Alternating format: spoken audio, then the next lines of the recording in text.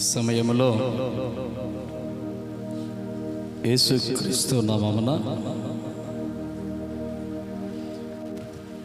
దేవుని నామానికి స్తోత్రాలు. యేసుక్రీస్తు పరిశుద్ధ నామమునందరికీ హృదయపూర్వకమైన వందనాలు చెల్లిస్తూ ఉన్నాను. హల్లెలూయా, హల్లెలూయా. ఈ సమయంలో ప్రసంగి గ్రంథం 4వ అధ్యాయం, ప్రసంగి గ్రంథం 4వ అధ్యాయం మొదటి వచనము గమనిద్దాం. ఇక్కడ ఈ ప్రసంగి గ్రంథకర్త ఒక మాట చెప్తూ ఉన్నాడు. అయ్యా, భూలోకాన్ని అంతా నేను చూశాను. సూర్యుని కింద జరుగుతున్న విషయాలను నేను గమనిస్తూ ఉన్నాను.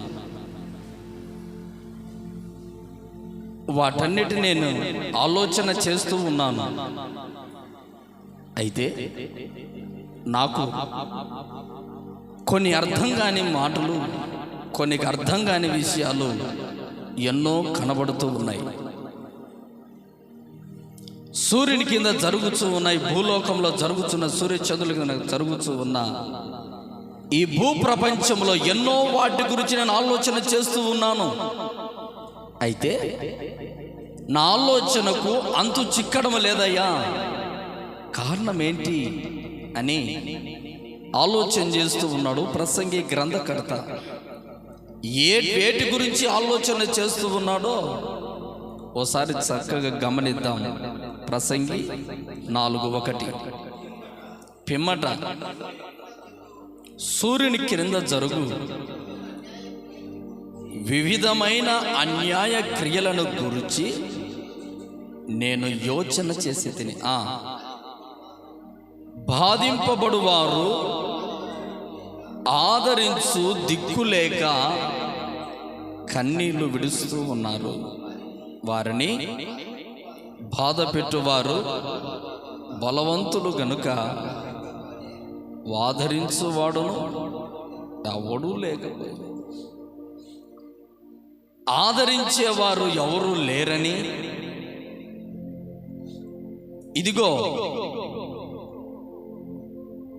బాధపడువారు అనేకులు ఉన్నారు. అనేకులకు ఈ గ్రంథకర్తకు కనపడ్డారు.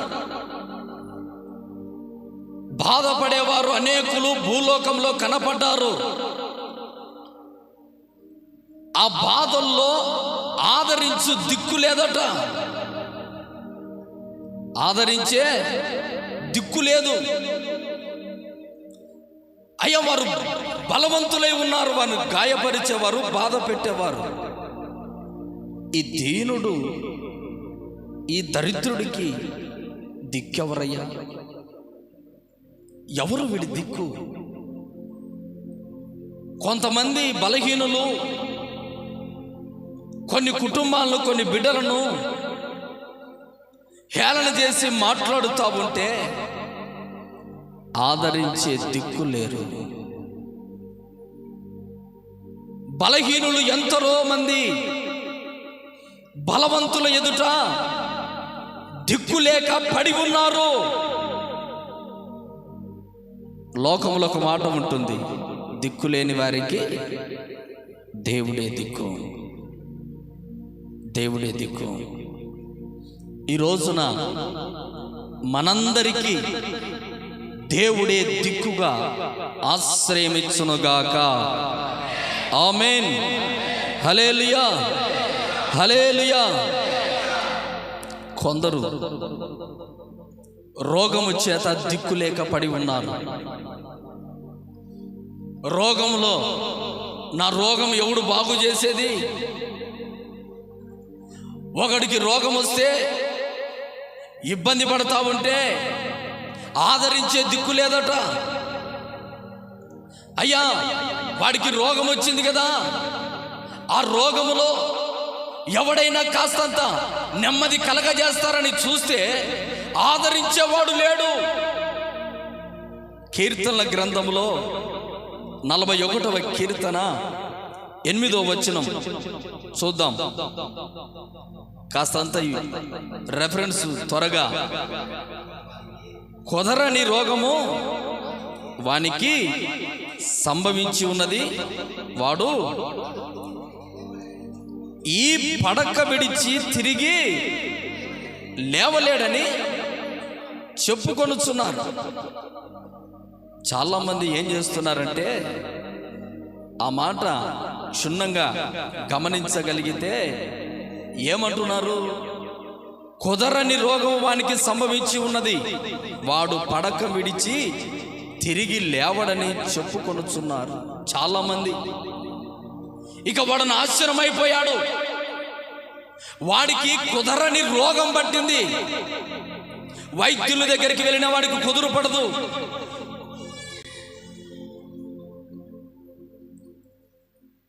ఇదిగో ఎవరైనా చేతబడి దగ్గరికి వెళ్ళ కుదురపడదు. ఎవరి దగ్గరికి వెళ్ళిన వాడి రోగము కుదరదు.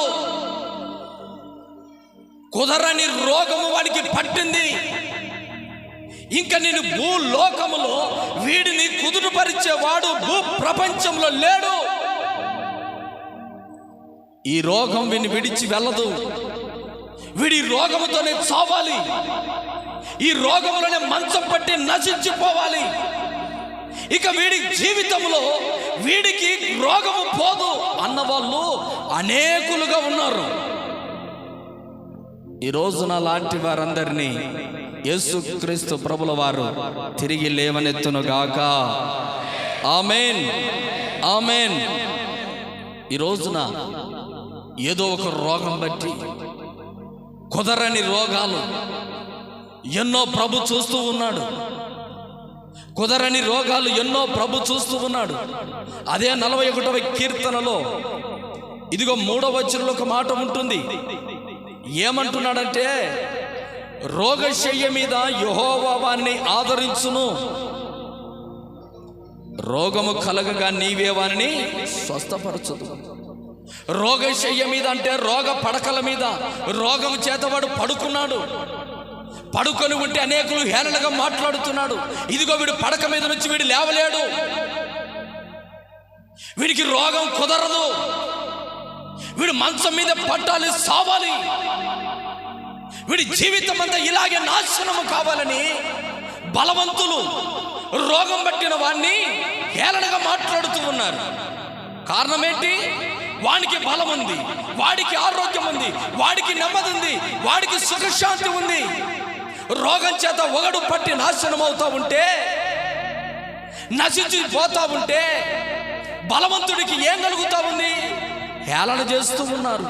ఇదంతా గమనిస్తూ ఉన్నాడు ప్రసంగి గ్రంథకర్త. అయ్యా, సూర్యుని కింద జరుగు విధములైన నానా విధములైన బాధలు కలిగిన వారిని నా కళ్ళారా చూస్తూ ఉన్నానయ్యా. రోగం చేత ఒకడు నాశనం అయిపోతున్నాడు. నాశనం అవుతుంటే పట్టించుకుంటే దిక్కు లేదయ్యా వాడికి. హల్లెలూయా. రోగం చేత నాశనమైపోయి మంచం మీద పడుకొని ఉంటే వాడిని ఎవరు ఆదరించే దిక్కు లేదు. వాడేమో నన్నెవరయ్యా ఆదరించేది, నాకెవరయ్యా దిక్కు అని వాడు మంచములో పడి ఏడుస్తూ ఉన్నాడు. కానీ ఒకడు మాత్రము హేళనగా మాట్లాడుతూ ఉన్నారు. ఈరోజు నీ జీవితాన్ని చూసి కూడా నిన్ను ఆదరించే దిక్కు లేదా? రోగం చేత పట్టి నశించిపోతున్నావా? ప్రభు నీ రోగమును, నీ రోగశయ్య మీద దేవుడు నీకు స్వస్థతను కలుగజేయునుగాక. ఆమేన్, హల్లెలూయా, హల్లెలూయా. అయితే లేవియా కాండము 26వ అధ్యాయము 16వ వచనము ఒక మాట చూద్దాం. లేవియా కాండము 26వ అధ్యాయము, లేవియా కాండము 26వ అధ్యాయము 16వ వచనం. నేను మీకు చేయనిది ఏమనగా, మీ కన్నులను క్షీణింపచేయనట్టు, ప్రాణమును ఆయాసపరుచునట్టు తాపజ్వరము క్షయరోగమును మీ మీదికి రప్పించదను. మీరు విత్తిన విత్తనములు మీకు వ్యర్థములగును, మీ శత్రులు వాటిని పంటను తినివేసి. ఎందుకు ఈ శాపం? దేవుని బిడ్డలకు ఎందుకు రోగాలు వస్తున్నాయి? దేవుని ఎరుగని బిడ్డలు విచ్చలవిడిగా తిరిగి రోగం సంపాదించుకుంటున్నారు. వారి జీవితంలో వారి పంటలు, వారి పొలాలు నాశనము చేసుకుంటూ ఉన్నారు. కానీ దేవుణ్ణి ఆరాధించే బిడ్డల మీద, వారి పంటల మీద శత్రువు ఎందుకు అధికారం చేత బలపడుతున్నాడు? కారణం ఏంటి? దేవుని ఎరగని బిడ్డలు, దేవునికి ప్రార్థన చేయని బిడ్డల మీద రోగాలు ఆ వ్యక్తిని దిక్కు లేకుండా చేస్తూ ఉన్నాయి. కానీ దేవుని ఆరాధించే బిడ్డల మీద ఎందుకో, దేవుని ఆరాధన చేసే, దేవుని ప్రార్థన చేసి నిత్యము దేవా దేవాని కన్నీళ్లు గారుస్తున్న బిడ్డల మీద ఎందుకు ఈ బాధలు? ఎందుకయ్యా ఈ సూర్యుని కింద జరుగుతున్న వాటివి విధ విధములు చూస్తా ఉన్నాను. అనేకులు బాధల చేత, రోదన చేత దిక్కు లేక పడి ఉన్నారు. కారణమేంటి అని ప్రసంగి గ్రంథం ఒకవేళ దేవుణ్ణి ప్రశ్నించగలిగితే, ప్రభు అంటున్నాడు. ఆ మాటలు 1 నుంచి చూద్దాం, 13వ వచనం నుంచి చూద్దాం. 13వ వచనం నుంచి,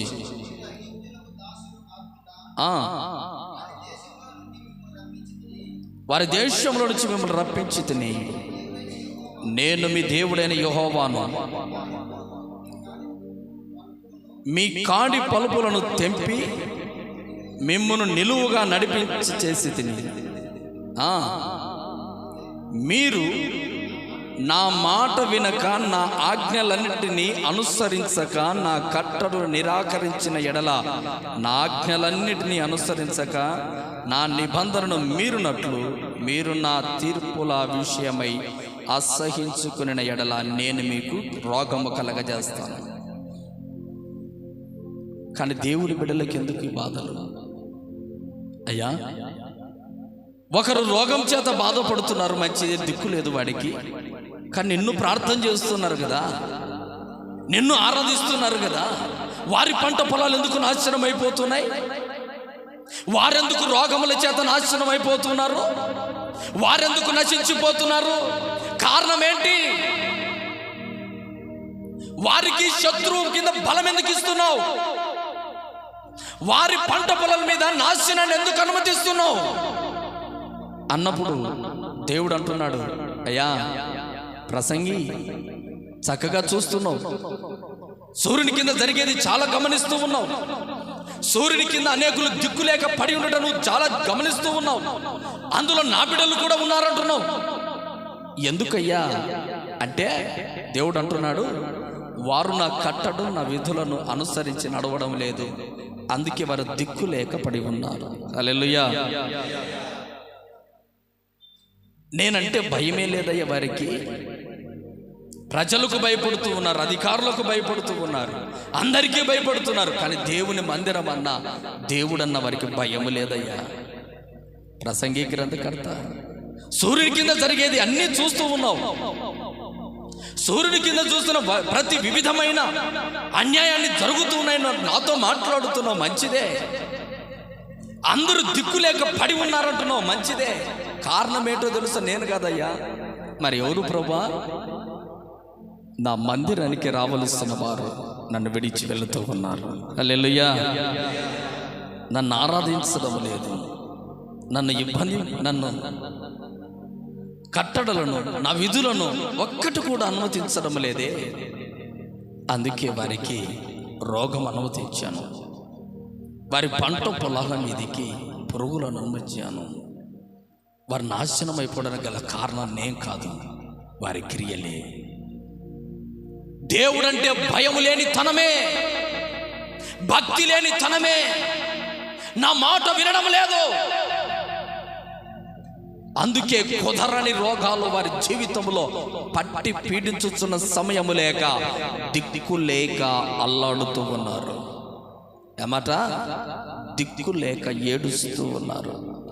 ఈ రోజున వారందరి రోగములు నా ప్రభు కుదుటపరచునుగాక. ఆమేన్, హల్లెలూయా. ద్వితీయోపదేశ కాండము 7:15. ద్వితీయోపదేశ కాండము 7వ అధ్యాయం 15వ వచనము చూద్దాం. యెహోవా నీ యొద్ద నుండి సర్వ రోగమును తొలగించి నీవెరిగి ఉన్న ఐగుప్తులోని కఠినమైన క్షయ వ్యాధులన్నింటినీ నిన్ను దూరపరిచి నిన్ను ద్వేషించుచున్న వారందరి మీదికి వాటిని పంపించదును. హల్లెలూయా. దేవుడు అంటున్నాడు, ఇదిగో నువ్వు దేవుని తట్టు తిరిగావు, దేవుణ్ణి ప్రేమించావు, దేవుని ఆరాధిస్తూ ఉన్నావు, నా దేవుడే నాకు చాలని ఎలుగెత్తి ఏడుస్తూ ఉన్నావు. రోగం వచ్చినప్పుడు, పంటలు నాశనమైనప్పుడు ప్రభాని సన్నిధిలో నేను చేరానని దేవుని సన్నిధిలో బట్టి ఎలుగెత్తి ఏడుస్తున్నావు. సహోదరుడా, నీకు కలిగిన సర్వ రోగములను నేను విడిపించదను గాక. ఆమేన్, హల్లెలూయా. సర్వ రోగములు తీసివేస్తున్నాడు. అది కుదరని రోగమైన, మనుషులకు అసాధ్యమైన రోగమైన, మానవులకు సాధ్యము కాని, కుదురుబాటు కాని వ్యాధులైన సర్వ రోగములను నా ప్రభు తొలగించాలని కోరుకొని ఈ రోజున ప్రభు నిశ్చయించుకున్నాడు. ఎందుకు? 11వ వచనం. కాబట్టి నేడు నేను నీకాజ్ఞాపించు ధర్మము అనగా విధులను కట్టలను మీరు అనుసరించి నడుచుకునవలెను. ఎలాగా? ఎందుకు ప్రభా ఈ సర్వ రోగములను విడిపించుతున్నావు? నా కట్టడలు, నా న్యాయ విధులను ఇప్పటికైనా కుదరని రోగమని అందరిని హేళన చేశారు. దిక్కు లేదు వీడికి అన్నారు. ఇప్పటికన్నీ జీవితాన్ని కుదురుబాటు పడి చేశాను. ఇంతవరకు నీ జీవితంలో కుదురుబాటు లేదు, నీ జీవితంలో కుదురు లేదు, నెమ్మది లేదు, సమాధానం లేదు, శాంతి లేదు. ఎప్పుడు ఏడుస్తున్నావు? నిన్ను చూసిన వారందరూ ఏమంటున్నారు? వీడి జీవితం బాగుపడుతున్నారు. నా కట్టడులు, నా న్యాయ విధులను ఎప్పుడైతే అనుసరించాలని జీవితంలో ఉన్న రోగములని, పంట మీద నాశనం చేస్తున్న పసర పురుగులను దేవుడు తొలగించి నీ జీవితంలో, నీ భూఫలములని, జీవితంలో, నీ దేహములకు బలము కలుగజేసిన తర్వాత ఆయన ఆజ్ఞలను, ఆయన కట్టడలను అనుసరించి నడచకుండా ఉంటావా? ఉండగలవా? ఉంటావా? ఉండలేవు. ప్రభు అంటున్నాడు, నిన్ను స్తుతించకుండా నేనుండలేను, నిన్ను స్తుతించకుండా నేనుండలేను.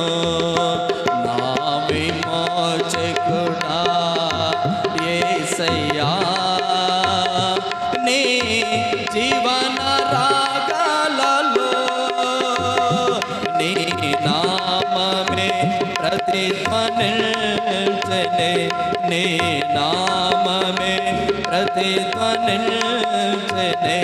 నా విమోచకుడా యేసయ్యా. హల్లెలూయా. జీవితం కుదురుబాటు అయ్యాక మానవులు ఎందుకు దేవుని ప్రార్థన చేయరండి? నీ కుటుంబంలో కుదురుబాటు కలిగిందనుకో దేవుని విడిచిపెట్టగలవా? లేదే. నీ జీవితంలో దేవుడు ఆరోగ్యము కలగజేశాక, కుదురుబాటు కలిగినాక ఆయన కట్టడులు, ఆయన విధులను అనుసరించకుండా నిలబడగలవా? నిలబడలేవే. కారణం ఏంటి? ఒకప్పుడు నా జీవితంలో కుదురుబాటు లేదు, ఒకప్పుడు నా జీవితంలో నెమ్మది లేదు, ఒకప్పుడు నా జీవితంలో ఇదిగో అనేకులు దిక్కు లేక తిరిగిన వాడును, దిక్కు లేక దరిద్రుడు లేక అయ్యో నాకు ఎవరా దిక్కని ఎదురు చూచినప్పుడు నాకంటూ దిక్కైన వాడు ఎవడు లేడు. ఈరోజు నా ప్రభు నన్ను ఆదరించి, నన్ను బలపరిచి, నన్ను ధైర్యపరిచి ఒక కుదురుబాటు కలగజేసిన తరువాత ఆయన స్తుతించకుండా నేను ఎలాగుంటానయ్యా? ఆయన స్తుతించకుండా నేను ఎలాగ బ్రతకగలను? బ్రతకతాను. అని ప్రభు అంటున్నాడు. ప్రభువు నీ జీవితంలో నీ కట్టడలను నీ న్యాయ విధులను అనుసరించి నడినేలా నీ జీవితంలో కుదురుబాటు కలుగుతుంది. నీకు ప్రభువే దిక్కు. హల్లెలూయా. 2 కొరింథీయులకు రాసిన పత్రిక 7వ అధ్యాయము 6వ వచనం చదువుకుందాం. 2 కొరింథీ 7:6. 2 కొరింథీ 7. అయినను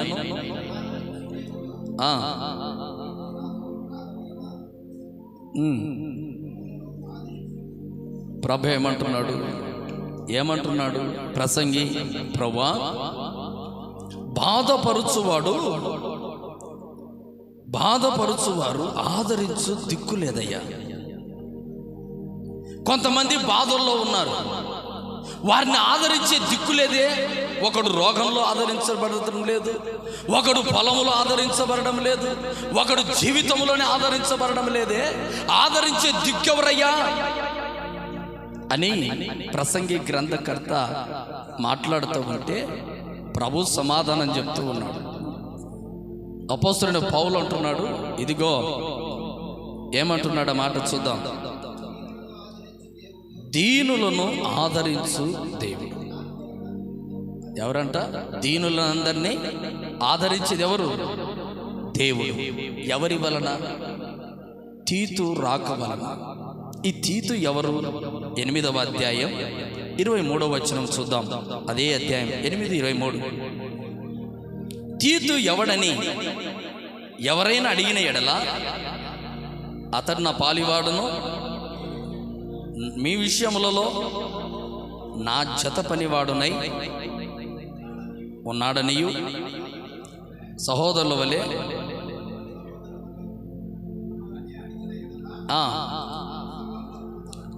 సంఘముల దూతలను క్రీస్తు మహిమనై ఉన్నారనియు నేను చెప్పుచున్నాను.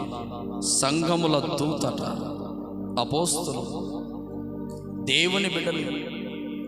ఒక సేవకుడి వలన, ఒక దేవుని జతపాని వాడి వలన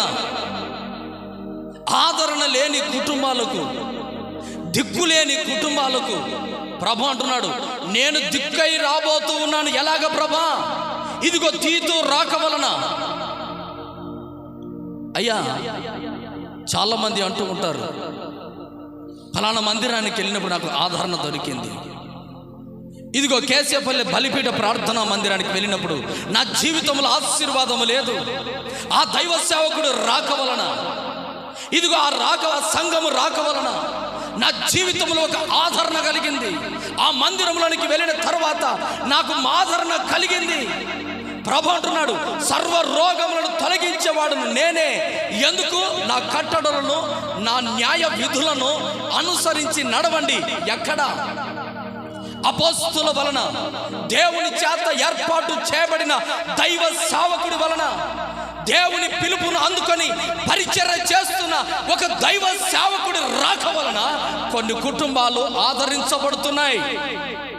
కారణం తీతు రాక వలన. ఎవరి తీతు? తీతు ఏమైనా దేవుడా? తీతు ఏమైనా గొప్పవాడా? కాదు. అపోస్తులకు జత పనివాడు, అపోస్తులకు పరిచారకుడు, అపోస్తుల క్రీస్తు మహిమను పొందుకున్నవారు, సంఘపు దూతలు, అపోస్తులు, దేవుని బిడ్డలు, దైవ సేవకులు. దేవుని పిలుపు ద్వారా పరిచర్య చేయబడుతున్న ఆ సేవకుల ద్వారా కొంతమంది తిరుగుతూ ఉంటారు, కొంతమంది పరిచర్య చేస్తూ ఉంటారు. వారు ఎలా ఉండాలి? క్రీస్తు దూతల్లాగా ఉండాలి. దేవుని సంఘానికి ఒక దూతల్లాగా ఉండాలి. ఈ రోజున దేవుని సంఘంలో ఉన్న ప్రతి దైవ సేవకుల ఆలోచన బట్టి నడిపించబడుతున్న మీ అందరికీ ఒక మాట, కుటుంబంలో ఆదరణ లేకపోతే, కుటుంబంలో నెమ్మది లేకపోతే, జీవితంలో దిక్కు లేక ఏడుస్తూ బాధల చేత కన్నీళ్ళ చేత ఉంటా ఉంటే దైవ సేవకుల వలన మీ కుటుంబాలు ఆదరించబడునుగాక. హల్లెలూయా. ఎవరి వలన? దైవ సేవకుల వలన కూడా కుటుంబాలు ఆదరించబడతాయి. ఎలాంటి వారు? అపోస్తులు, దేవుని చేత ఏర్పాటు చేయబడిన వారు, ఇదిగో సంపూర్ణంగా దేవునికి సమర్పించుకొని ప్రార్థన చేస్తూ ఎల్లప్పుడూ దేవుని దగ్గర కనిపెట్టేవారు ఎప్పుడైతే మీ కుటుంబాలు మీ జీవితంలోకి అడుగు పెడతారో ఆ కుటుంబానికి ఏమట ఆదరణ. ఎలాగా? దీనులకు ఆయన దేవుడై ఉన్నాడు. ఎవరికి? యేసు ప్రభు. దీనులకు దేవుడై ఉన్నాడు ఆ దేవుడు. ఇదిగో తీతు రాక వలన కుటుంబాలు ఆదరించబడ్డాయి. ఏమి? ఒక దైవ సేవకుడు కుటుంబంలోనికి వస్తా ఉన్నప్పుడు తండ్రి, కుమార, పరిశుద్ధాత్మ త్రియక దేవుడిగా ఆ కుటుంబానికి నేను ముందుగా వెళతానంటున్నాడు ప్రభు. ఒక దైవ సేవకుడు మీ కుటుంబంలోనికి వస్తా ఉన్న ముందు మన తండ్రి అనే దేవుడు మీ కుటుంబంలో అడుగు పెడుతున్నాడు కదా. అలాంటి సంఘంలో నిలబడగలుగుతున్నావా? అలాంటి దైవ సేవకులను నీ ఆహ్వానించి ప్రార్థన చేయించుకొని కుటుంబంలో నెమ్మది పరుచుకుంటున్నావా? నెమ్మది పరుచుకునేటట్లుగా తీతు రాక వలన కొన్ని కుటుంబాలు ఆదరించబడుతున్నాయి. ఈ రోజున ఆదరణ లేని కుటుంబాలన్నీ దేవుడు ఆదరించునుగాక. ఒక దైవ సేవకుడు వలన ఆదరించబడుతున్నాయి కదా. అలాగే మొదటి తెస్సలోనికి రాసిన పత్రిక 4వ అధ్యాయం 18వ వచనము చూద్దాం. కాబట్టి ఇక్కడ చక్కటి మాట ప్రభువు వ్రాసి ఉంచాడు. కాబట్టి మీరు ఈ మాటల చేత ఒకరినొకడు ఆదరించుకునడి, ఒకరినొకరు ఆదరించుకోవాలి.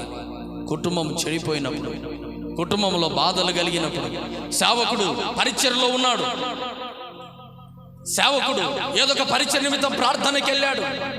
అలాంటప్పుడు మీరు ఏం చేయాలి? గ్రామంలో ఉన్న ఏ కుటుంబమైనా, ఏ వ్యక్తి అయినా బలహీనతగా ఉంటే మీ సొంత పనులు సైతం విడిచి, ఇదిగో ఓ కుటుంబం ఆదరణగా ఉంది అయ్యా, ఒక పక్షి చనిపోతే అనేక పక్షులు వచ్చి అరుస్తూ ఉన్నాయి లేదా? నోరు లేని వాటికి అంత ఐక్యత కలిగి ఉంటే జీవంనిచ్చిన దేవుడు, అలాంటి దేవుని ఆరాధిస్తున్న మనము సంఘములో సేవకుడు లేనప్పుడు, ఒకవేళ ఏదైనా కుటుంబం ఆదరించబడలేక బాధల్లో, కన్నీళ్లలో, శ్రమలో, రోగములో ఉంటే మనం వెళ్ళి ఏం చేయాలి? ఆదరించాలి. ఏం చేయాలి? ఆదరించాలి, ప్రేమ చూపాలి, వారి దగ్గరికి వెళ్ళి ప్రార్థన చేయాలి, వాక్యం చెప్పాలి, 2 మాటలు చెప్పి వారి కుటుంబం ఆదరణలోనికి తీసుకొని రావాలి. ఎవరి వలన? ఒకరికొకరు. ఈ రోజున ఒకరికొకరు పొంతన లేకపోతే, ఒకరికొకరు సమాధానము లేకపోతే, సమాధానానికర్త దేవుడు ఎలా ఉంటాడు మన జీవితంలో? ఎలా ఉంటాడు?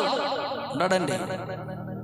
ఈ రోజున ప్రభువైన దేవుని ప్రియ బిడ్డలారా, దిక్కు లేక ఆదరణ లేని కుటుంబాలు ఎన్నో ఉన్నాయి. ఆ కుటుంబాలకు మీరు వెళ్ళి ప్రార్థన చేసిన వెంటనే ఆ కుటుంబాలను నా ప్రభు ఆదరిస్తానంటున్నాడు. హల్లెలూయా. ఒకటి, దేవుని వలన దిక్కులేని కుటుంబాలు ఆదరణ పొందుతూ ఉన్నాయి. మరికొన్ని కుటుంబాలు దైవ సేవకుడి రాక ద్వారా ఆ కుటుంబాలు నెమ్మది పొందుతూ ఉన్నాయి. మరికొందరి కుటుంబాలు సంఘ బిడ్డలు వెళ్ళి ప్రార్థన చేయడం వల్ల ఆదరణ పొందుతూ ఉన్నాయి. ఈ రోజున ఆదరణ లేని నీ కుటుంబాలు, అందుకే అయ్యా బాధపరుచువాడు ఆదరించి దిక్కు లేక కన్నీళ్ళు విడుస్తున్నారయ్యా, వారికి ఎవరయ్యా దిక్కు? ప్రభు అంటున్నాడు, ప్రసంగి గ్రంథకర్త, ఆదరించేవాడు నేనున్నాను, నా తర్వాత నా దైవ సేవ నేను పిలుచుకున్న దైవ సేవకులు ఉన్నారు, నా దైవ సేవకులు తర్వాత ఇదిగో సంఘం ఉంది, ఆదరించి దిక్కులేరంటావే, ఆ కుటుంబాలను ఆదరించే దిక్కులేరంటావే. ఈ రోజున సంఘంలోనికి అనేకులు నేను చెబుతూ ఉన్నా, అన్న పలానా కుటుంబం ఆరోగ్యంగా బలహీనతుంది, వెళ్ళండి ప్రార్థన చేయండి అన్నప్పుడు మీరు వెళ్ళాలి, ఆ కుటుంబంలో ప్రార్థన చేయాలి, ఆదరించబడతారు. ఒక్కొక్కరికొకరు ఆదరించుకోవాలి. హల్లెలూయా. కీర్తనలు 35:15, కీర్తనలు 35:15, కీర్తనలు 35వ కీర్తన 15వ వచనం.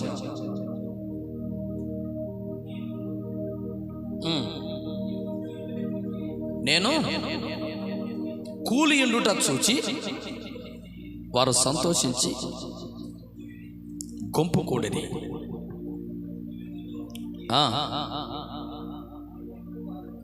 చాలా జాగ్రత్తగా చూద్దాం. కీర్తనలు 35వ కీర్తన. నేను కూలి ఎండుట చూచి వారు సంతోషించి గుంపు కూడిరి. నీచులను నేనెరుగని వారును నా మీదికి కూడి వచ్చి మానక నన్ను నిందించిరి. చాలామంది కూలిపోయారు. నేను బాధల్లో ఉన్నాను, శ్రమలలో ఉన్నాను, ఇబ్బందిలో ఉన్నానని కొంతమంది కూలిపోతే ఏం చేస్తున్నారట? కొంతమంది గుంపు కూడి సంతోషపడుతున్నారట. నాశనం అయిపోయిలే వాడి పొలం పోయిందే, పోనీ వాడికి అట్లా కావాలి. వాడి జీవితం నాశనం, అప్పుల పాలయ్యాడా, కానీ వాడు నాశనం కావాలి. గుంపులు కూడి నీ గురించి మాట్లాడుకుంటున్న వారు అనేకులు ఉండవచ్చు. ప్రభు ఈ రోజున నీ జీవితంలో అటువంటి వారిని నువ్వు చూసావా? అయ్యా, నా గురించే ప్రభు, నేను కూలియులుట చూచి వారు సంతోషించి గుంపు కూడుతూ ఉన్నారు. నీచులను నేనెరుగని వారును నా మీదికి కూడి మానక నన్ను నిందించుతూ ఉన్నారు. అసలు వాడు మగమే ఎరగదు, నా గురించి, నా కుటుంబం గురించి మాట్లాడుతున్నాడు. ఎవడయ్యవాడు? నేను కూలిపోతానేమిటి, నా జీవితం నాశనం అయిపోతే ఏమిటి? అసలు నన్ను ఎరగడు, నేను ఆ ముఖమే నేను చూడను. అలాంటి వారందరూ ఒక చోట గుంపు కూడి నా జీవితం నాశనం అయిపోయింది చాలక నేను కూలిపోయి ఉంటే, దిగులు చేత బాధల చేత నేను దిక్కులేక నేను ఏడుస్తూ ఉంటే, నా కుటుంబంలో నా బాధను బట్టి, నా కన్నీలను బట్టి నన్ను ఎరగని వాడు కూడా నన్ను హేళన చేస్తూ ఉన్నాడు, నిందిస్తూ ఉన్నాడు. ఎవడయ్యా? ఈ రోజున మానవ జీవితంలో దిక్కులేని పరిస్థితులు ఎందుకు కాబోతున్నాయి? కారణం ఏంటి? అసలు నేను ఎరగని వాడు నీ గురించి హేళనగా మాట్లాడుతూ ఉన్నాడా? ఆదరించే దిక్కు లేదయ్యా. నన్ను ఎరగని వాళ్ళంతా నన్ను హేళనగా మాట్లాడుతూ ఉన్నారు. నేను నాశనమై, నేను కుటుంబం అంతా నా తలకిందులుగా నేను కృంగిపోయాను. కుటుంబంలో నేను ఒక చోట కృంగి ఉంటే నన్ను మాట్లాడే వాళ్ళు ఎందుకు ఎలాగైతారు? నా జీవితాన్ని తిరిగి లేవనెత్తేవాడు ఎవడు లేడా? నా కుటుంబాన్ని బాగు చేసేవాడు ఎవడు లేడా? నన్ను ఆదరించేవాడు ఎవడు లేడా? ప్రసంగి అంటున్నాడు, ఇదేంటయ్యా అన్నయ్య? ప్రభా, వాడు కృంగిపోయి ఏడుస్తూ ఉన్నాడు, సూర్యుని కింద జరిగేదని గమనిస్తూ ఉన్నాను. వాడు కృంగిపోయి ఏడుస్తూ ఉన్నాడు, వాడు కృంగిపోయి బాధపడుతూ ఉన్నాడు, వాడు కృంగిపోయి ఎట్లా బ్రతకాల దేవా అని ఏడుస్తూ ఉన్నాడు.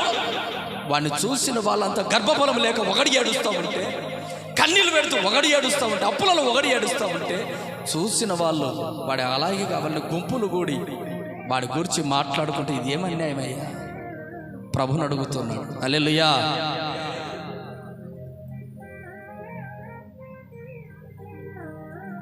ఈ రోజున మానవులు ఎలాగ తయారయ్యారంటే, మూలిగే నక్క మీద తాటకాయ పడినట్లుగా బాధపడుతున్న కొన్ని కుటుంబాలను చూసి ఇంకా బాధలోనికి, ఇంకా ఇబ్బందిలోనికి, ఇంకా వాడు తిరిగి లేవకుండా వాడి చేయి పోయి వాడిని ఇంకా నాశనానికి నడిపించి వాడి జీవితం పతనంలోకి తీసుకొని వెళుతున్నారు.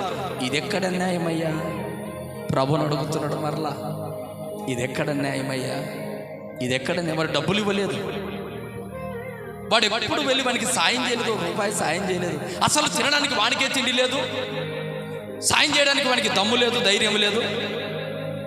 అలాంటి వాళ్ళందరూ ఒకప్పుడు బాగా బ్రతికారు, ఒకప్పుడు నెమ్మదిగానే బ్రతికారు, ఒకప్పుడు క్షేమంగానే బ్రతికారు.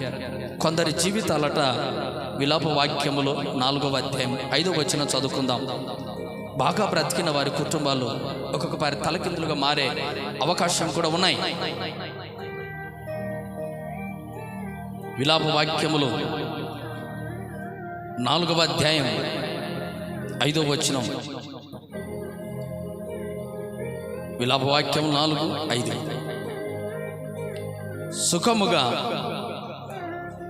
సుఖముగా భోజనము చేయువారు ఏమట? దిక్కు లేక వీధులలో పడి ఉన్నారు. హల్లెలూయా. ఒకప్పుడు సుఖముగా, ఒకప్పుడు సుఖభోగముల చేత, అష్టైశ్వర్యముల చేత తినడానికి తిండి తక్కువ లేకుండా, కట్టుకోవడానికి వస్త్రాలు లేకుండా క్షేమముగా బ్రతికారయ్యా. ఒక రోజున సుఖముగా బ్రతికారు. అలాంటి వారు ఏంటంటే ఇప్పుడు ఎలా బ్రతికారో, ఎలాగ ఉన్నారట? దిక్కు లేక ఎక్కడ ఏడబడి ఉన్నారు? వీధిలో పడి ఉన్నారు. ఒకరోజు బాగున్నవారు ఒక కొత్త జీవితాలు కొంతమంది తలకిందులుగా కావచ్చండి. ఈరోజు నువ్వు మాట చెప్తున్నాను. ఆ క్రింది మాట రక్తవర్ణములు అలాగే చదుదాం. వస్త్రములు తొడిగి పెంచబడిన వారు పెంట కుప్పలు కౌగలించుకుంటారు. ఒకప్పుడు గొప్పగా బ్రతికిన వారు, గొప్ప గొప్ప వస్త్రాలు కట్టిన వారు, గొప్ప గొప్ప మేడలు కలిగి కట్టిన వారు, ఇలాంటి వారు ఎందుకయ్యా దిక్కు లేక పడి ఉన్నారే? దిక్కు లేక పడి ఉంటే వానికి అలాగే జరగాలని ప్రజలందరూ అంటున్నారే. ఎందుకు? ఇదెక్కడయ్యా? ఇదెక్కడి బాధ? దేవా, నేను సూర్యుడి కింద జరిగేదంతా నేను గమనిస్తూ ఉన్నాను, అసలు కారణం ఏంటయ్యా ఇది అని ఒకవేళ దేవుని ప్రశ్నిస్తూ ఉన్నాడు ప్రసంగి గ్రంథకర్త. ఒకవేళ నీ జీవితంలో కూడా గొప్పగా బ్రతికిన వాడవేనా నీవు కూడా? హల్లెలూయా. ఈ రోజున సుఖభోగములు సుఖముగా తిండి తింటూ విలువైన వస్త్రములు కట్టిన వాడవేనా? ఈ రోజున నీ స్థితి వీధులలో పడి ఉన్నావా? వీధుల్లో పడి ఉండడమే కాదు, ఇదిగో నేను పెంట కుప్పలను కౌగిలించుకుంటున్నాను. నేను అసలు ఉండవలసిన స్థానం ఇది కదయ్యా. నేను పడుకోవలసిన స్థానము, నేను వేసుకోవలసిన వస్త్రాలు మురికివైపోయాయి. నా జీవితం అంతా మలినమైపోయింది. నాది రాజ్యభోగం. నన్నెవరయ్యా దిక్కు? హల్లెలూయా. నాకెవరయ్యా దిక్కు? నాకెవరయ్యా దిక్కు? నన్ను ఆదరించేవాడు లేడయ్యా. ఆదరించవలసిన వారు వెలివేశారు. అనవసరమైన వారందరూ, ఒక పూట తిండి పెట్టని వారందరూ హేళనగా మాట్లాడుతున్నారు. దిక్కు లేక పెంట కుప్పల మీదకి నేను వచ్చాను. వాడి పరిస్థితి ఏమిటి? ప్రభు అంటున్నాడు, ఇదిగో నేను వాడిని ఆదరించేవాడిని. ధైర్యపడకు, అధైర్యపడదు. ప్రసంగి, అధైర్యపడద్దు. అలాంటి వారు భూలోకంలో చాలా మంది ఉన్నారు అంటున్నావు. మంచిదే, నేను చూస్తూ ఉన్నాను. నేను చూడని వాడిని కాదు, నేను చూస్తూ ఉన్న దేవుడిని. ఒకప్పుడు ఒకడు సుఖముగా బ్రతికాడు, అయితే వాడిప్పుడు పెంట కుప్పల మీద పడి ఉన్నాడు. వాడి జీవితం మారిపోయింది. నువ్వు బాధపడద్దు, నువ్వు అధైర్యపడద్దు. ఎప్పుడైతే నా ఆజ్ఞలు అనుసరిస్తారో, నా ఆజ్ఞలు కట్టడలను అనుసరిస్తారో, వారికి తిరిగి నేను జీవాన్ని కలగజేసే దేవుణ్ణి. వారు నా కట్టడలో నా ఆజ్ఞలు కాస్త మరిచిపోయారని అలా చేశాను. ధైర్యపడద్దు, అధైర్యపడద్దు అని ప్రభు చక్కగా మాటలు మాట్లాడుతున్నాడు. అనేక మంది గుమికూడిన వారందరూ ఏం చేశారు? అవమానంగా మాట్లాడుతున్నాడు. కీర్తనల గ్రంథంలో ఏమన్నాడు? 35:15లో ఏమంటున్నారంటే, నేను కూలి ఉండుట చూచి వారు సంతోషించి గుంపు కూడినారు. ఇదిగో నీచులు, నేను ఎరుగని వారు నా మీదికి కూడుకొని మానక నన్ను నిందించుతున్నారు. అయ్యా, నేను గొప్పవాడిగా బ్రతికిన వాడిని, ఒకప్పుడు హోదాలో బ్రతికిన వాడిని, ఒకప్పుడు అష్టైశ్వర్యాలతో బ్రతికిన వాడిని. ఈ రోజున నా స్థితి మారిపోయింది. ఒకప్పుడు విలువైన వస్త్రాలు కట్టిన వాడిని, ఒకప్పుడు రాజమార్గంలో నడిచిన వాడిని, ఇప్పుడు పెంట కుప్పల మీదకి వచ్చాను. పెంట కుప్పల మీద వచ్చేసరికి ప్రతి ఒక్కడికి హేళనగా మారాను. ప్రతి ఒక్కడికి హేళనగా మారితే నాకు దిక్కు లేకపోయింది. ఏమట? నాకు దిక్కు లేకపోయింది. నాకెవరు దిక్కు ప్రభువా? నా జీవితం ఎందుకు ఇలాగా మారిందని ఏడుస్తూ ఉన్నాడు ఒక వ్యక్తి. 69వ కీర్తన 20వ వచనం, నిందకు నా హృదయం బద్దలైపోయిందయ్యా. ఏమట? 69:20 ఓ చక్కటి మాట. నిందకు నా హృదయం బద్దలైంది.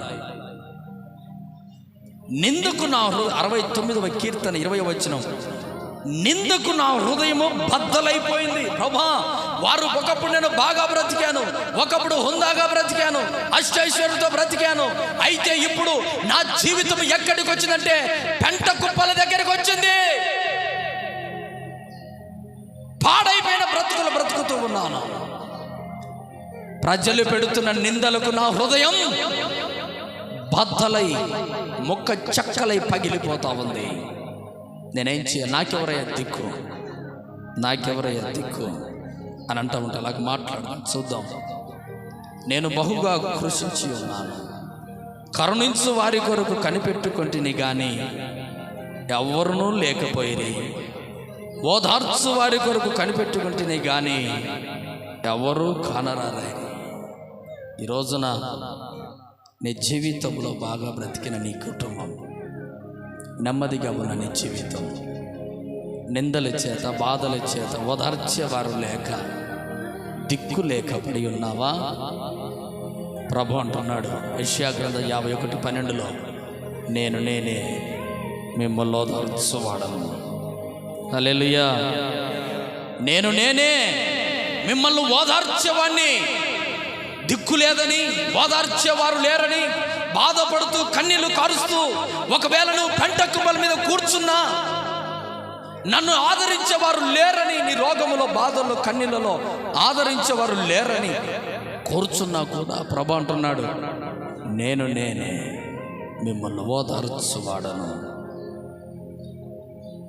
ఈ రోజున దీన దరిద్రతలో నా ప్రభు నిన్ను ఓదార్చి ఆశీర్వదించునుగాక. ఆమేన్. ఒంటరి గోవనై విలపించు సమయాన ఓదార్చు వారే కానరారైరి. ఒంటరి గోవనై విలపించు సమయాన ఓదార్చు వారే కానరారైరి. ఔరాని చాటు నన్ను దాచినందున నీకే నా స్తోత్రార్పణలు. నా యేసయ్యా నీ దివ్య ప్రేమలో నా జీవితం పరిమళించనే, నా జీవితం పరిమళించనే. నా యేసయ్యా నీ దివ్య ప్రేమలో నా జీవితం పరిమళించనే, నా జీవితం పరిమళించనే. ఏమాట? ఒంటరి కువ్వనై విలపించు సమయాన ఓదార్చేవారై కానరారట. మానవ జీవితంలో ఒంటరితనం చాలా భయంకరమండి. ఆ ఒంటరితనంలో చాలామంది కృంగిపోతూ ఉన్నారు, ఏడుస్తూ ఉన్నారు. ఒకప్పుడు నీ జీవితం ఆశీర్వాదంగా ఉందా?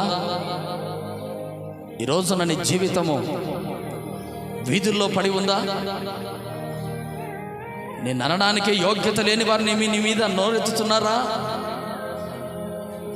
ప్రభు అయిన యెహోవా మాట్లాడుతున్నాడు, నెమ్మదిగా ఉండు. దేనికో తెలుసు. ఇవన్నీ దేనికి ప్రభువా? దేనికి ఇదంతా జరుగుతూ ఉంది అంటే ప్రభు అంటున్నారు, వారిని ఏదో విధము చేత నా మందిరానికి నడిపించాలి. ఆ కష్టములోనైనా ప్రభు వైపు వారు చూడాలి. ఆ శ్రమలోనే దేవుడా అని దీన దరిద్రతలో ఆదరించే దిక్కు లేనప్పుడు ఆదరించే దేవుడు ఒకరున్నారు. ఆ దేవుని పేరు యేసుక్రీస్తు అని నా వైపు చేతులెత్తి వారు ప్రార్థన చేయాలి. అప్పుడు నేను ఓదారుస్తూ ఉన్నాను. ఈ రోజున దిక్కు లేని నీ పరిస్థితిని ప్రభు ఓదార్చి ఆశీర్వదించి దేవుడే నీ కుటుంబానికి, నీ జీవితానికి దిక్కుగా మారునుగాక. ఆమేన్, ఆమేన్.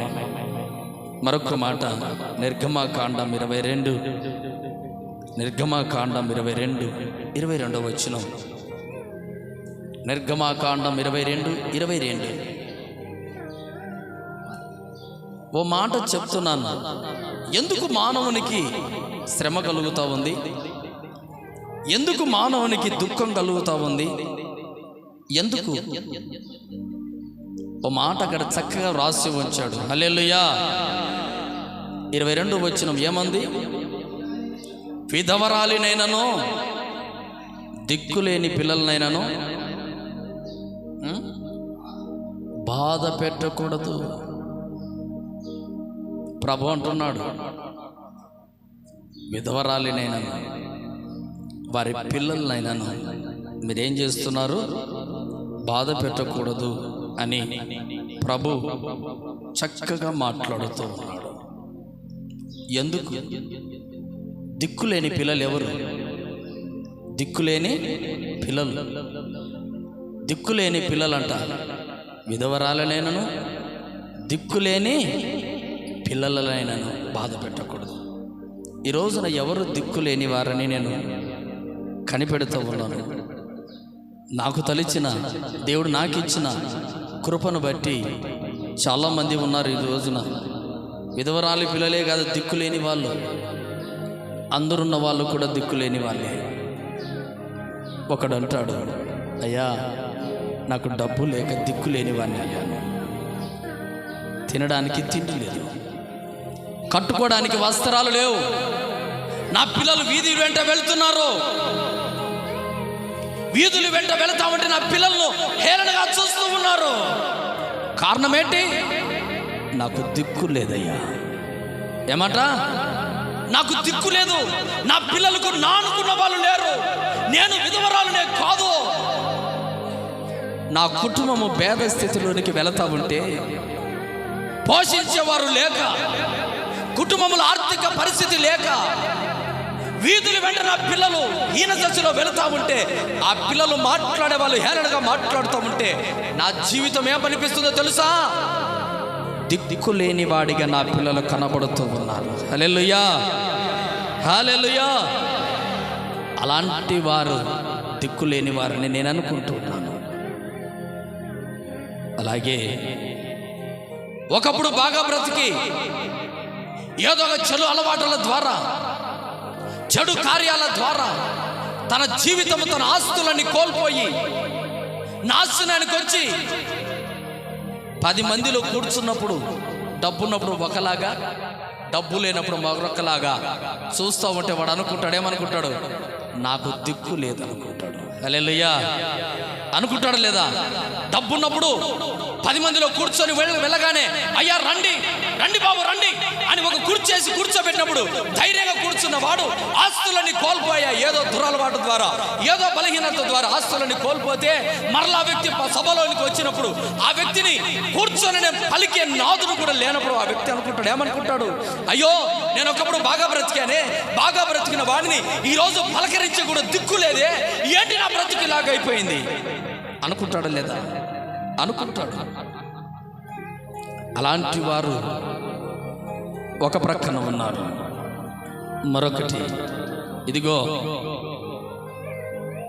వేసిన పంట తగిన రాబడి లేక ఈ సంవత్సరం వస్తుంది, అయ్యా మరొక ఈ సంవత్సరం వచ్చింది, ఈ సంవత్సరం వచ్చిందని పెట్టుబడులు పెట్టి పెట్టి పెట్టి పెట్టుబడులు పెట్టుల మీద పెట్టి డబ్బుల మీద తీసుకొచ్చిన డబ్బులన్నీ వృధా అయిపోయి చివరికి అప్పుల పాలై, అప్పులు కాస్త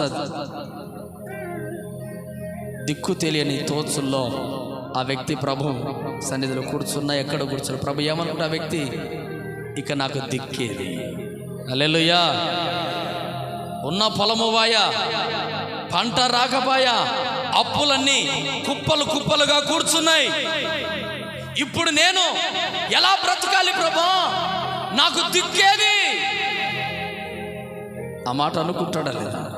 అనుకుంటాడు. అలాంటి వారు ఒక ప్రక్కన ఉన్నారు.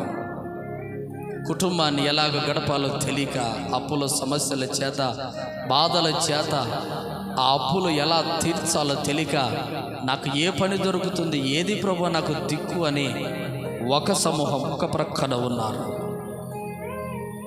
అలానే ప్రభువా ఓ మాట, కొంతమంది భార్యలున్నారు,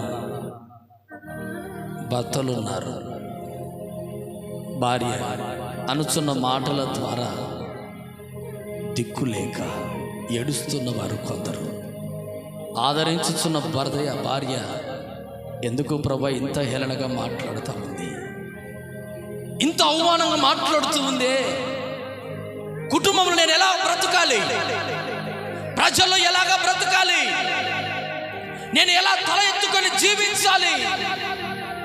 అవమానకరంగా మాట్లాడుతున్న నా భార్యను అదుపు చేసుకోలేనా? విచ్చలవిడిగా మాట్లాడుతున్న నా భర్త నోరు నేను అదుపు చేసుకోలేనా? ఎప్పుడు నా క్రమమైన జీవితం కలిగేది? భార్యాభర్తలు విడిపోయి, భార్యాభర్తలు కలిసి ఉండవలసిన భార్యాభర్తలు చిన్న చిన్న గొడవలకు లోనై విడిపోయి పిల్లలను దిక్కు చేసేవారు లేరా? పిల్లలందరూ దిక్కు దివానం లేకుండా చేసే తల్లిదండ్రులు కూడా కోకొల్లలుగా దేశంలో ఉన్నారు. వీరి సొంత ఆలోచనలు నెరవేర్చుకోవడానికి, వీరి సొంత కోరికలు నెరవేర్చుకోవడానికి వారి అపశుభం ఎరగని, పాపం ఎరగని పిల్లలు ఈ రోజున దిక్కులేని వారిగా కావడానికి గల కారణం తల్లిదండ్రులు. వారందరూ ఏడుస్తూ ఉన్నారట, అయ్యా నా తల్లిదండ్రులు ఎక్కడికి వెళ్ళారో తెలీదు, ప్రజల మధ్యలో తలవంచుకుంటున్నాం, మీ తండ్రి ఏడి, మీ తల్లి ఏది అన్నప్పుడు తలవంచుకుంటున్నాం, నాకంటూ దిక్కు లేదా, ఎవరయ్యా నాకు దిక్కు అని పిల్లలు కూడా ప్రభు సన్నిధిలో ప్రార్థన చేస్తూ ఉన్నారు.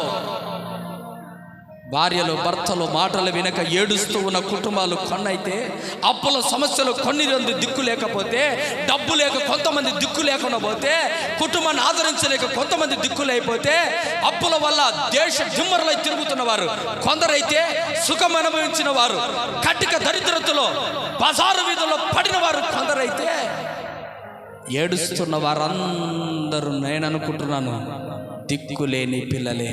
హల్లెలూయా. వీరందరూ దిక్కులేని పిల్లలే. నేను అనుకుంటున్నాను వీరందరూ దిక్కులేని పిల్లలే.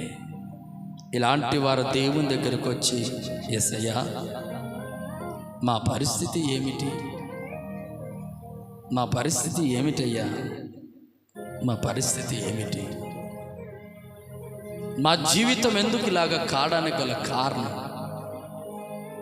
ఈ రోజున దేవుడి దిక్కు లేని వాడికి దేవుడి దిక్కుగా మారునుగాక. ఆమేన్. హల్లెలూయా.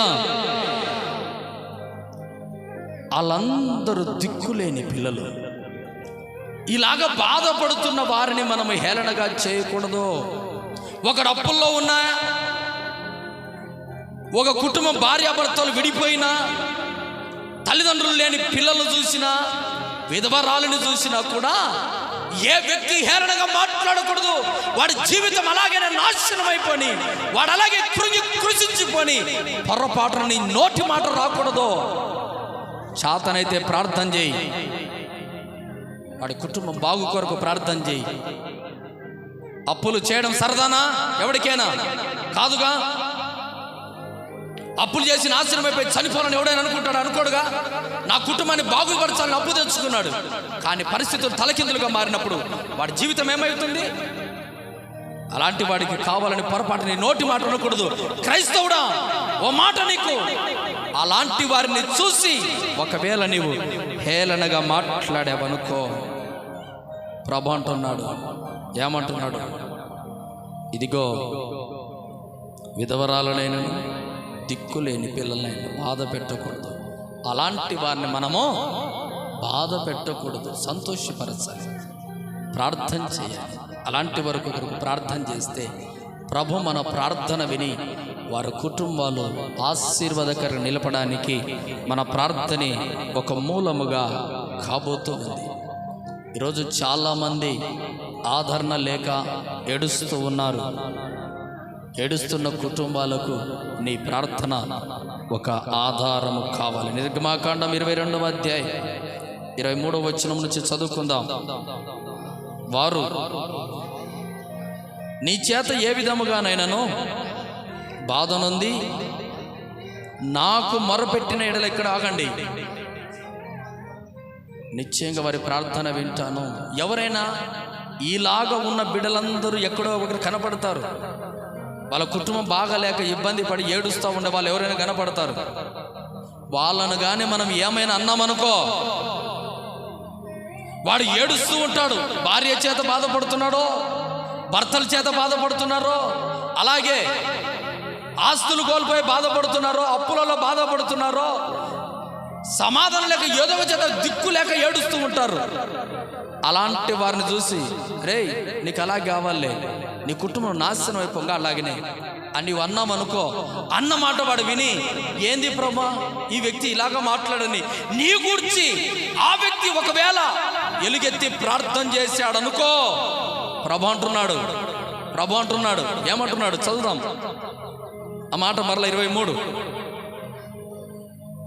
వారు నీ చేత ఏ విధమునైనను బాధ నుండి నాకు మొరపెట్టిన ఎడల నేను నిశ్చయముగా వారి మొరను విందును, నా కోపాగ్ని రగులుకొని మిమ్మను కత్తి చేత చంపుతాను.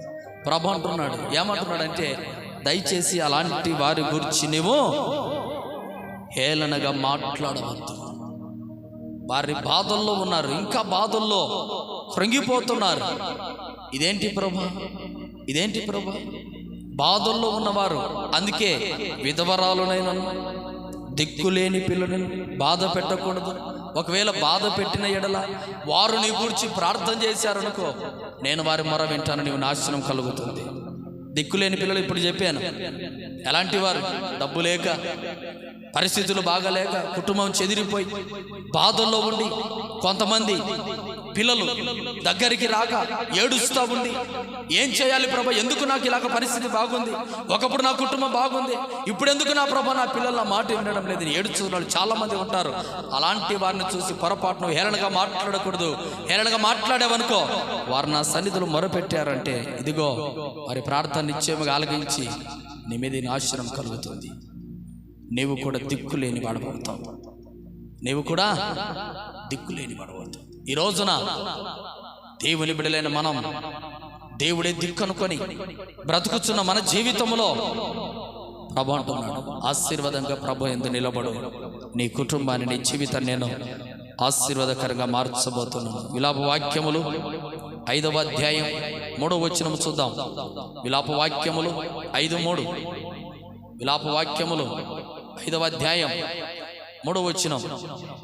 మేము దిక్కులేని వారు, తండ్రి లేని వారు, మా తల్లులు విధవరాలైరి. ఎంత చక్కని మాట! మేము దిక్కులేని వారము, మా తల్లులు విధవరాలు. ఎందుకయ్యారు దిక్కులేని వారు? 1వ వచనం నుంచి, యెహోవా మాకు కలిగిన శ్రమ జ్ఞాపకము చేసుకునము, దృష్టి ఉంచి మా మీదికి వచ్చిన నింద ఎట్టిదో చూడుము, మా స్వాస్థము పరదేశుల వశమాయను అయిపోయాయి, అందుకు నా తండ్రి లేకపోయాను. హల్లెలూయా! సమస్త మా ఆస్తులన్నీ ఒకటి తీసుకొని వెళ్ళిపోయాడు. నాశనం అయిపోతున్నాం, మేము విధవరాలుగా మారాం, చాలా ఇబ్బందుల్లో ఉన్నాం, చాలా ఇరుకుల్లో ఉన్నాం, చాలా నష్టాల్లో ఉన్నాం, కృంగిపోయిన మా జీవితాలను ఒకసారి నీవు కన్ను దృష్టి ఉంచి కాపాడండి ప్రభా అని అంటున్నాడు. చాలామంది ప్రభు అంటున్నాడు, ఎంతోమంది మంచివారి కూడా, ఆశీర్వదించగలిగిన వారు కూడా కృంగిపోతున్న గల కారణం హేళనగా మాట్లాడడం వల్ల, వారు దేవుడు నీ గురించి ప్రార్థన చేయడం వల్ల. ఓ మాట ఉంటుంది, కీర్తన 35:12లో, మేలునకు ప్రతిగా కీడు చేయుచున్నారు, నేను దిక్కులేని వాడినైతే. ఎంత మేలు చేసినా కొంతమంది ఏం చేస్తారు? కీడే చేస్తారు. ఏం చేస్తారు? కొన్ని కుటుంబాలు మీరు ఎంతో మందికి మేలు చేసి ఉంటారు, కానీ మీకేం కలుగుతుంది? కీడే కలుగుతూ ఉంటుంది. ఆ మాట అంటుంటారు, అయ్యా ఎంతమందికి నేను మేలు చేసినా నాకు కీడే కలుగుతుంది, ఎందుకు నాకు ఈ బాధ? ఎంతో మందికి నేను సాయం చేశాను, నాకు సాయం చేసేవాడు ఎవడు లేడే. ఎంతో వారికి మేలు చేశాను, కానీ నాకు మేలు చేసేవాడు ఎవడు లేడే. ఇలాంటి మాటలు ఎన్నో వినపడుతుంటాయి. చదవండి 35వ కీర్తన 12వ వచనం. మేలుకు కీడు చేయుచున్నాడు, నేను దిక్కులేని వాడినైతే. మేలుకు ప్రతిగా నాకు కీడే సంభవించుతా ఉంది, నేను దిక్కులేని వాడినైపోయాను. ఈ రోజున అందరికీ మేలు చేసిన ఈరోజు నీకు దిక్కు లేకుండా పోయిందా? అనేకులకు సహాయం చేసిన నీ జీవితం ఇప్పుడు దిక్కు లేకుండా పడి ఉన్నావా? భయపడకు. ప్రభు అంటున్నాడు కీర్తన 102:17, కీర్తనలు 102:17 ఆయన దిక్కులేని దరిద్రుల ప్రార్థన నిరాకరింపక వారి ప్రార్థన వైపు తిరిగి ఉన్నాడు. ఆయన దిక్కులేని దరిద్రుల ప్రార్థన నిరాకరింపక వారి ప్రార్థన వైపు తిరిగి ఉన్నాడు. ఇప్పుడు దిక్కులేని దరిద్రుడు నువ్వు అనుకోవద్దు. ఎప్పుడైతే నువ్వు ప్రార్థన చేయడం ప్రారంభించావో ప్రభు నీ వైపు తిరిగి ఉన్నాడు. హల్లెలూయా. ఎవరూ లేరని నువ్వు అనుకోవద్దు. నాకింకా దిక్కే లేదు, నా ప్రార్థనకు జవాబే రాదనుకోవద్దు. దిక్కు లేని నీ ప్రార్థన వైపు దేవుడు తిరిగి ఉన్నాడు. ప్రభు నిన్ను ఆశీర్వదించాలని కోరుకున్నాడు. ఈ సమయంలో అందరూ మోకరిద్దాం. నీ ప్రార్థన వైపు దేవుడు తిరిగి ఉన్నాడు. స్తోత్రం, స్తోత్రం, స్తోత్రం. నా జీవితం ఎందుకు ఇలాగా తయారైంది? నా జీవితం ఎందుకు ఇలాగా కన్నీలమయమైపోయింది? ఒకప్పుడు నేను ఆశీర్వాదంగా బ్రతికిన వాడను, ఒకప్పుడు నేను క్షేమంగా బ్రతికిన వాడను. నా బ్రతికేంటి ప్రభా ఇలాగా మారిపోయింది? ఈ రోజున ప్రార్థన చేయగలిగితే ప్రభు నిన్ను ఆదరించబోతున్నాడు. స్తోత్రం, స్తోత్రం, స్తోత్రం, స్తోత్రం, స్తోత్రం, స్తోత్రం. ఈరోజు నీ ప్రార్థన వైపు దేవుడు తిరిగి ఉన్నాడు.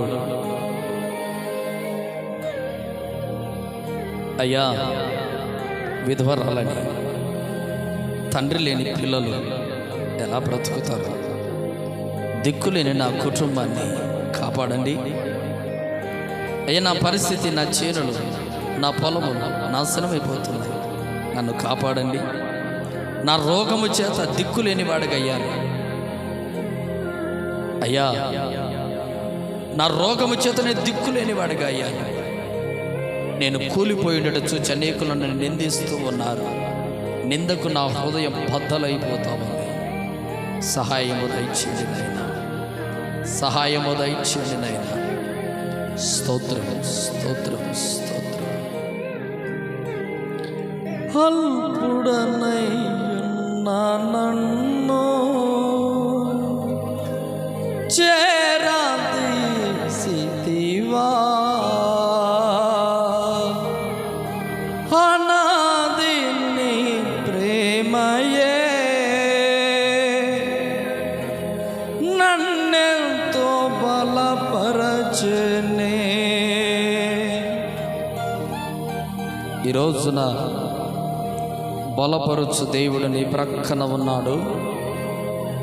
నిన్ను అనాథగా ప్రభు విడవడు. స్తోత్రం, స్తోత్రం, స్తోత్రం. నిన్ను బలపరుచు దేవుడు నీ ప్రక్కన ఉన్నాడు.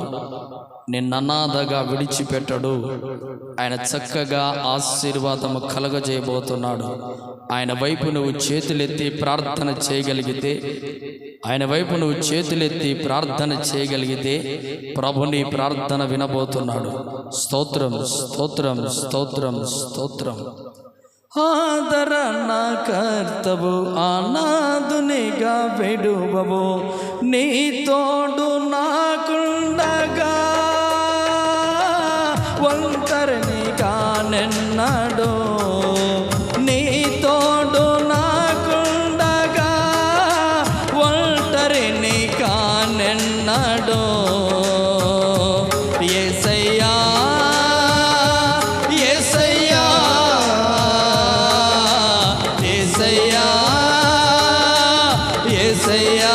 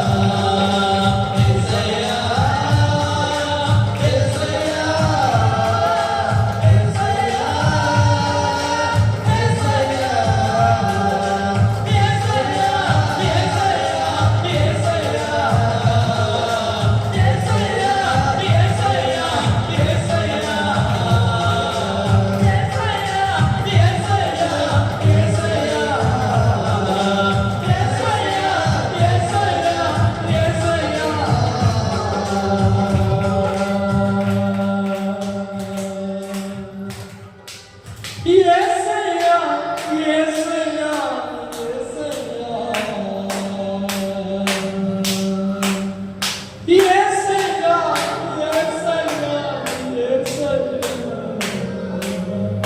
యేసయ్యా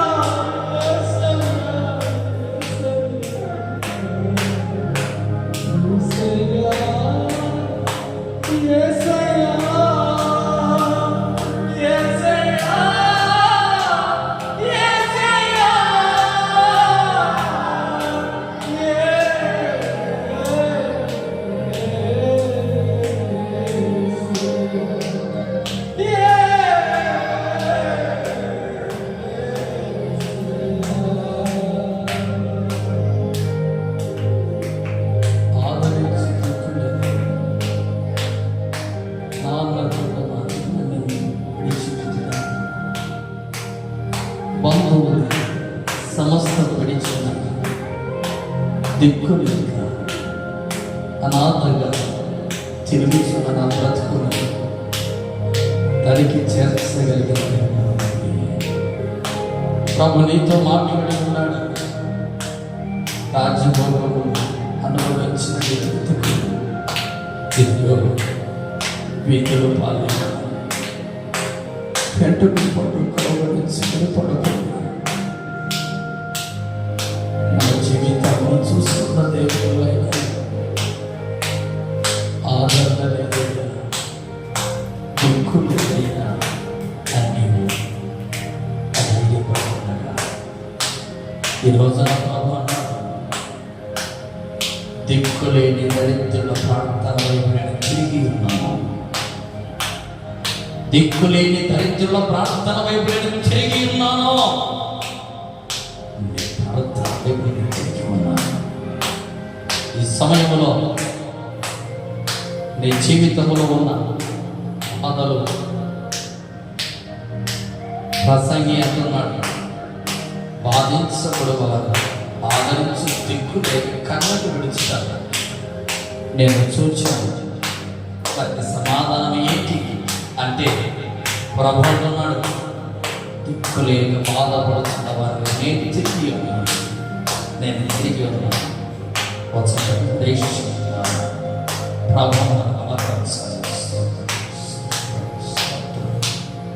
అందరూ ఒక్క నిమిషం మోకరించి నీ ప్రార్థన నీ బాధ సమస్త దిక్కు లేక అందరూ ఉన్నారు. నీ జీవితం కూడా దిక్కు లేని పిల్లలాగా బ్రతుకుతున్నావా? ప్రభు ఈరోజు నీతో మాట్లాడుతున్నాడు. ప్రభు ఈరోజు నీతో మాట్లాడుతున్నాడు.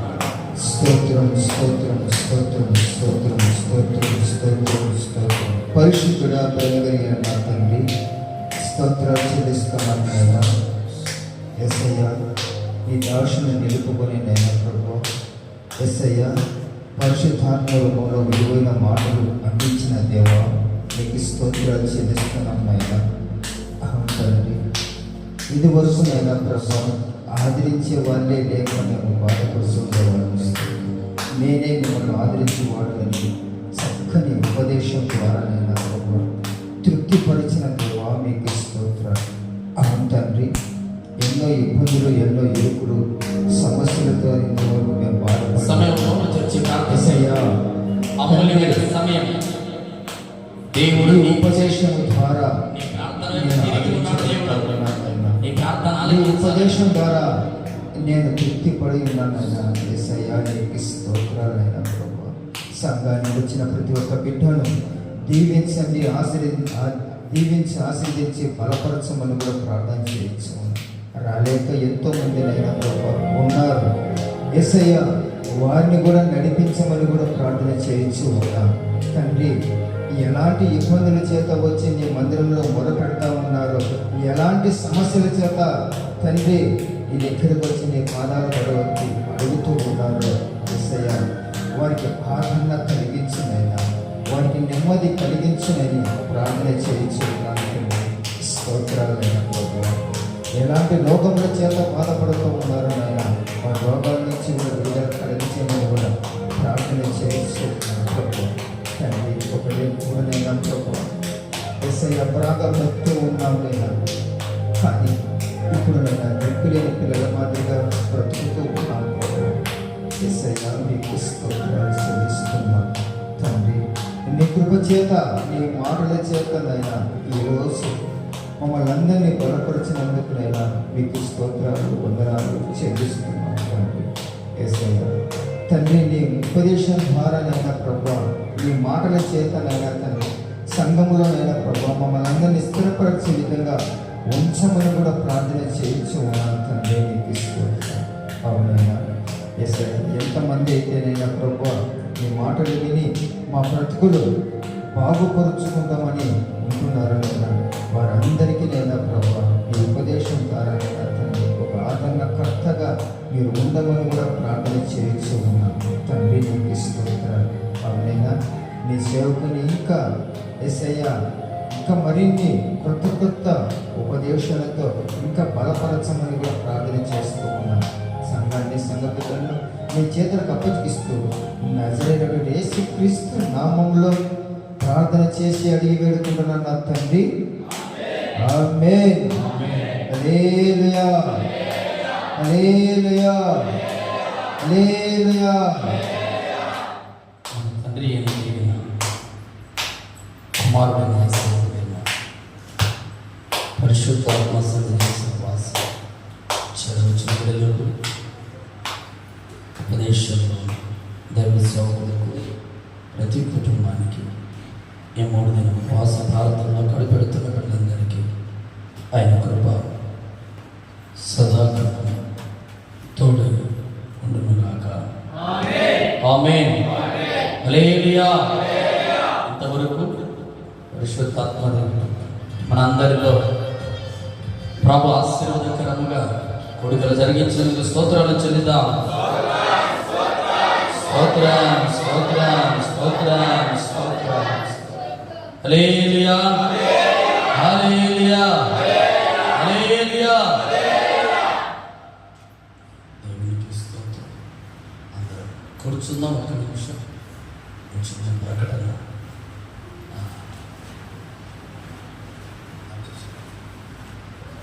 స్తోత్రం. చిన్న ప్రకటన.